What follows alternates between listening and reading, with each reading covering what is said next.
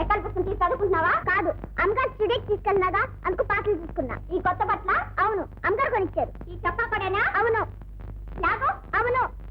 బోట్లు? అవును. అన్ని మా అత్తయ్యే కొనిచ్చిందా? అవును అవును అవును. ఇంక పోతుంది నువ్వేనా? ఎస్. చేతి మీద పోతుంది నువ్వేనా? ఎస్. లాగ్ మీద కూడా పోతుంది నువ్వేనా? ఎస్. మరి ఎస్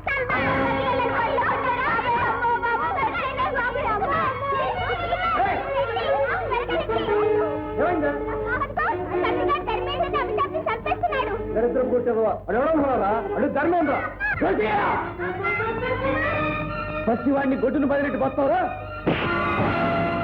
ఈసారి వీడి మీద చేయిస్తామంటే తోలు వచ్చేస్తాను చేస్తా. ఏంటి నా ఎంగిలి మెతుకులు తింటూ నా మీదే చేసుకుంటావరా? నేనేం చేస్తావు చూడు. ఇంకా ఏం చేయగలవరా? నా అభిమానాన్ని చంపేసి నన్ను చంపేశావు. చీము నెత్తురు లేని చింకిపాత్ర తయారు చేశావు. ఇంతకంటే ఏం చేయగలవు? పచ్చి కోత నేర్చిందే. నువ్వు ఇంకా ఒక్క క్షణం నా ఇంట ఉండటానికి లేదు. వెళ్ళరా వెళ్ళు. నువ్వు చెప్పక ముందే నేను వెళ్ళిపోవాలని ఎప్పుడో నిర్ణయించుకున్నాను రా బాబు. వీళ్ళంతా ఈ చూరుని పట్టుకుని వేలాడే గబ్బిలలు. నిన్నేం చేయలేదు. నువ్వు సరితమ్మ గారి అభిమానాన్ని సంపాదించావు. నీకేం పర్వాలేదు. నిన్ను బాగానే చూసుకుంటుంది, పైకి తెస్తుంది. మంచి పేరు తెచ్చుకుని నిన్ను ఎంతగా తీర్చిదిద్దిన నీ కన్ను తల్లి రుణం తీర్చుకో.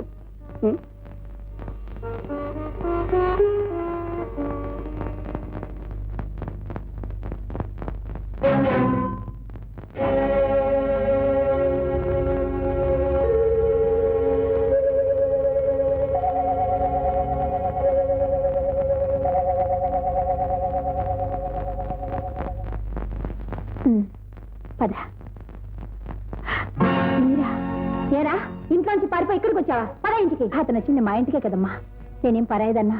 పరాయిదానివి కాక నువ్వెవరికి అయిందానివి? అదేమిటమ్మా, ఉన్నమాటే అంటున్నానమ్మా. నా బిడ్డ నీ దగ్గర నీతో పాటు ఈ జారుడు మెట్ల మీద, ఈ పాకుడు బండ మీద నిలబడ్డం నాకు ఇష్టం లేదు. వాణ్ణి నా సుఖంగా బతకని నువ్వు అయిందానివని నమ్మి మోసపోయి అక్కడొకరు 7 ఏళ్ల నుంచి కుమిలిపోతూ బతుకుతున్నారు. అది చాలు మాకు.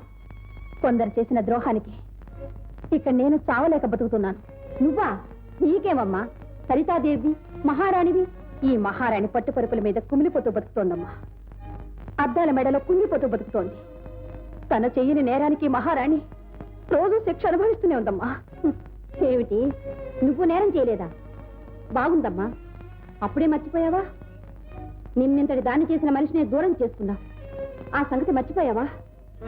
నువ్వెంత అవమానించినా అన్నీ భరించి ఆనాడు నీ పుట్టినరోజని ఆ మనిషి నీ ఇంటికి వస్తే నలుగురు చేత కొట్టించి ఇంట్లోంచి గెంటించేశావు. ఆ సంగతి మర్చిపోయావా? డబ్బు మతంతో కొండయ్య మనసు విరిచేశావు. అది మర్చిపోయావా? అవునులే, నువ్వెంతటికైనా తెగించిన దానివి. ఆపు. ఇంకా ఎందుకమ్మా నువ్వు చేసిన తప్పులు ఇతరుల మీద రుద్దుతావు? అసలు దీనికి ఎంతటికీ కారణం నువ్వు కదూ. ఏ ఆడది చేయని ద్రోహం చేసింది నువ్వు కదూ. కట్టుకున్న భర్తను వదిలేశావు. చిలక గోరింకల్లాంటి మమ్మల్ని విడదీసి కొండయ్య నీ వైపు తిప్పుకున్నావు. నా వాడైన మనిషితో కాపురం చేసి ఓ బిడ్డను కూడా కన్నావు. సీతాలు ఎందుకలా గొంతు చించుకుంటావు? ఏ నిజం కాదా?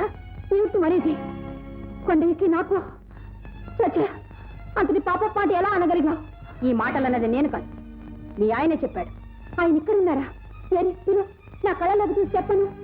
ఎవరి కళ్ళల్లోకి చూడనక్కర్లేదు. కొండయ్య నిన్ను బండిలో ఎక్కించుకు తీసుకువెళ్ళడం నా కళ్ళారా నేను చూశాను. తీసుకెళ్ళడమే చూశావు, కానీ ఏ స్థితిలో తీసుకెళ్లాడో తెలుసా?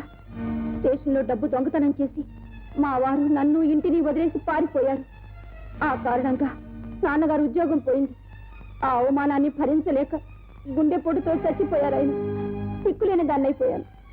పైగా గర్భవతిని. ఆ ఊళ్ళో ఉంటే పాత జ్ఞాపకాలు బాధ పెడతాయని నన్ను మరో ఊరు చేర్చాడు కొండయ్య. అత్తగారింటికి వెళ్ళవలసిన నేను అన్నగారింటికి చేరాననుకున్నాను. ఆనాటి నుంచి నన్ను నా బిడ్డని కంటికి రెప్పలా కాపాడుకున్నాడు. తోడబుట్టినవాడు కాకపోయినా నీడనిచ్చిన దేవుడమ్మా అతను. నేను చెప్పిన మాటల్లో తీసిన అబద్ధం ఉన్నా ఈ ఇంటి నుంచి నా బిడ్డ శవాన్ని మోసి పెడతానమ్మా. ఏమిటో మా అందరి కష్టాలు అతను తీర్చగలిగాడు, కానీ అతని కష్టం తీర్చడం మాత్రం మా వల్ల కాలేదు. మాకు 1000 చేతులున్నా అతని కన్నీళ్లు తుడవలేమమ్మా. ఆ శక్తి ఒక్కరికే ఉంది. అతని మనసులో ఒక్కరికే స్థానం ఉంది. అది ఆనాటి సీతాలకి.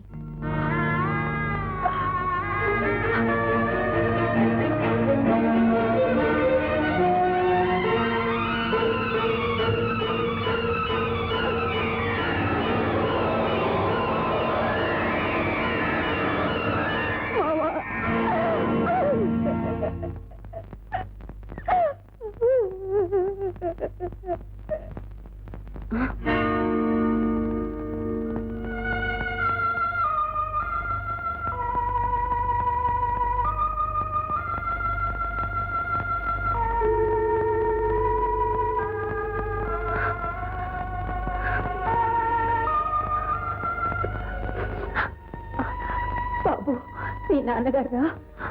నాన్న,